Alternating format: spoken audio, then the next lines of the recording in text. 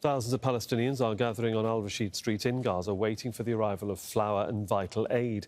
Some trucks managed to enter the strip, but the limited supplies will only help a small fraction of the population. Israel allows only a trickle of aid into Gaza, despite UN warnings about critical famine conditions.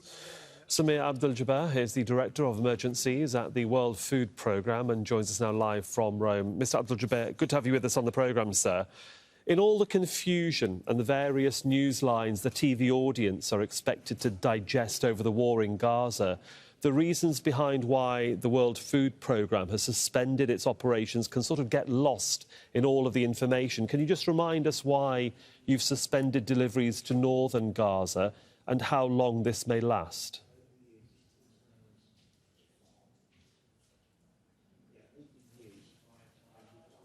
Sorry. Can you hear me now? Yeah, we can hear you clearly, sir. Did you get my question?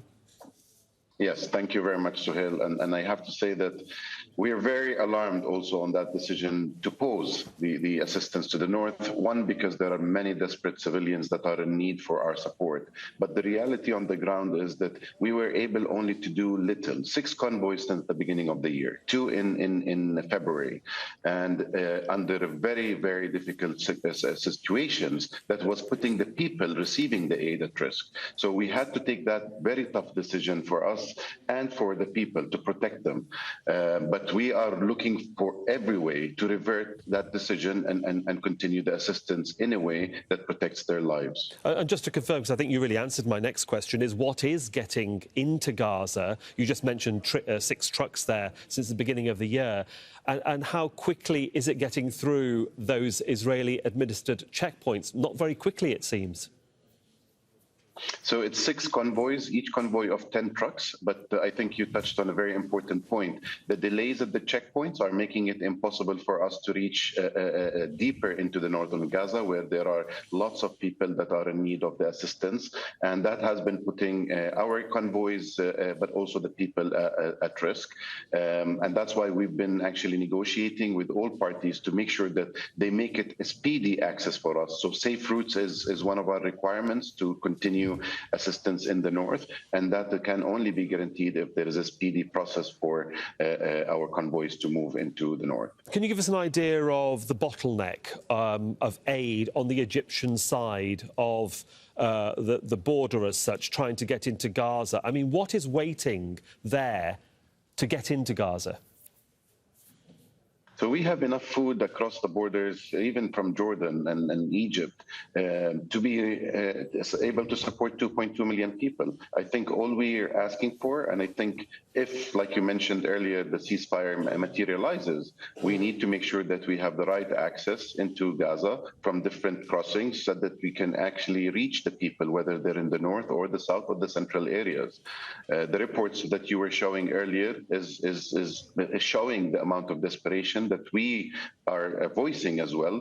And that's why we need to make sure that we're reaching people and making sure that wherever a crossing that is open, we're actually utilizing in a safe way for the people, but also for our own staff. In recent weeks, we've seen statements made at the International Court of Justice about aid getting into Gaza and food not being used as a weapon of war. We've heard appeals at the UN Security Council in recent days from various aid agencies explaining how difficult and how dire the situation is.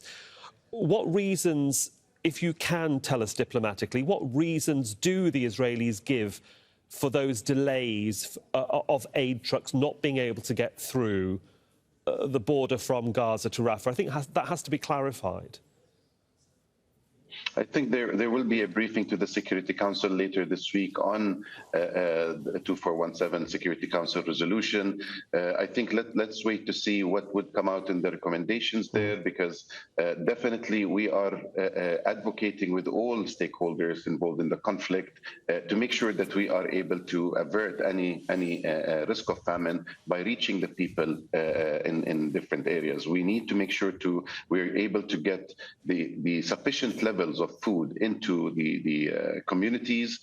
We need to make sure that we're looking at the malnutrition situation and the health situation and the water crisis, and make sure that we are actually addressing this collectively, because that is the only way for us to avert all those risks that are affecting the civilians. You mentioned the word famine there, and of course we're now seeing the first examples of famine and a 2-month-old baby having died. The alarm bells have been ringing from the UN and the World Food Programme about this. As the World Food Programme, who do you call when you start hearing about this scenario unfolding, famine, children dying? Who do you call and speak to and say, look, we've got to alleviate this, we've got to sort this out? Obviously, the UN Secretary-General will be my first point of contact. So the IPC that was issued in December is actually 18 agencies. They work on it. And there is an update that's going to be done in March. That is how a famine is declared. I think at the moment, the situation for us is terrible. It's really worrying. And I was listening to the report that Hind did just before I joined the call. And I think we only can relate. I just left that operation recently, and I can relate to my own colleagues on the ground who have gone through those situations and still going through those situations where they need to secure for their own kids the food and clean water and health services. So I think the situation is really dire, and we're doing everything we can. We're talking to everyone we should be talking to make sure that we're actually flagging that risk and looking at mitigation measures that allows us to reach people at scale. It's not just about reaching them. I think it's about reaching them in a sustained, scalable way that they can trust that the humanitarian assistance can be reverting all of those risks that they're going through. For the update, thanks very much for joining us, Abdeljaber there from the World Food Programme in Rome. Thanks for your time, sir. Thank you very much.